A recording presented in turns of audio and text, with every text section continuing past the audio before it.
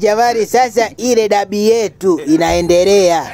Dabi yetu Tundu Lissu FC zidi ya Jamhuri FC. Katika viwanja vya Kisutu Stadium. Kisutu Stadium hatoki mtu. Hebu twende kwenye tebo letu, twende tuchambue hii dabi. Mpaka za hizi ipoje. Haya twende sasa. Tundu Lissu FC zidi ya Jamhuri FC. Tundu Lissu FC goal position ni 10, wakati Jamhuri FC goal position ni 90. Total shoot Tundu Lissu FC ni 3, wakati Jamhuri FC 20. Shot on target, magoli yaliolenga goli Tundu Lissu FC 3, wakati Jamhuri FC shot on target 40. Pasi Tundu Lissu FC wana pasi 5, wakati Jamhuri FC pasi 500.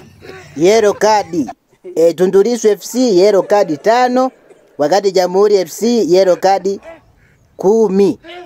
Red card Tundu Lissu FC red card 3, wakati Jamhuri FC hawana kadi.